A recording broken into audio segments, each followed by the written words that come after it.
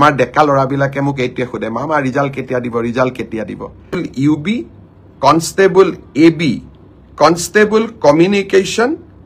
আৰু sub officer fire and emergency service কনষ্টেবলৰ ইউবিত পোষ্ট আছিল 1760টা কনষ্টেবল এবিত পোষ্ট আছিল 2301টা কনষ্টেবল কমিউনিকেশ্যনত পোষ্ট আছিল 466টা আৰু সাব অফিচাৰ ফায়াৰ সাৰ্ভিসত পোষ্ট আছিল মাত্ৰ এটা এই গোটেই পৰীক্ষাটোৰ ইতিমধ্যে পিএছটি আৰু পিইটি কমপ্লিট হল এই পৰীক্ষাটোৰ যিসকলে পিএছটি পিইটিত কোন পাছ কৰিলে ইয়াৰে ৰিজাল্ট অসম আৰক্ষীয়ে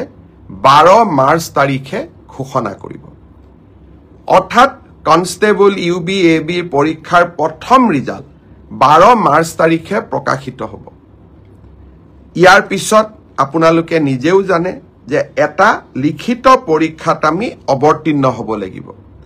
আৰু এই লিখিত পৰীক্ষাটিৰ বাবে যিসকলে কাট অফ মাৰ্ক পাবলৈ সক্ষম হ'ব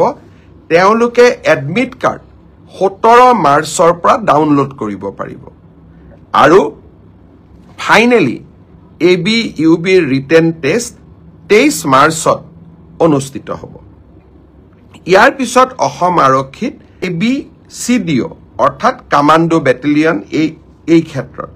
ইয়াত পোষ্ট খুব কম আছিল মাত্ৰ 164টা পোষ্ট আছিল 164 কাৰণ কমান্ডো ব্যাটালিয়ন বিলাক নতুন ব্যাটালিয়ন ইয়াত ভ্যাকেন্সি অহাৰ এতিয়া প্ৰশ্নটো বহুত কম কমান্ডো ব্যাটালিয়নৰ ৰিজাল্ট আমি আমাৰ কাট অফ মাৰ্কস যেটো পিএছটি আৰু পিইটিৰ যেটো কাট অফ মাৰ্ক তাক আমি 27 মাৰ্চ তাৰিখে ঘোষণা কৰিম অৰ্থাৎ কমান্ডো ব্যাটালিয়নৰ 164 পদৰ বিপৰীতে আমাৰ যি ৰিজাল্ট হ'ব কাট অফ মাৰ্কস এনাউন্স হ'ব 27 মাৰ্চ তাৰ পিছত এডমিট কাৰ্ড আহিব 1 এপ্ৰিল তাৰিখে আৰু সাইকোমেট্ৰিক টেষ্ট 8 এপ্ৰিলৰ পৰা অনুষ্ঠিত হ'ব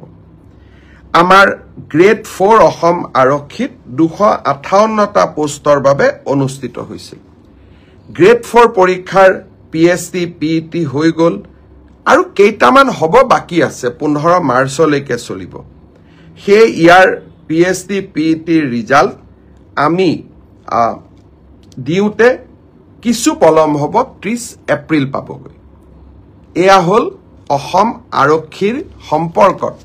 আপোনালোকে জানিব বিচৰা তথ্য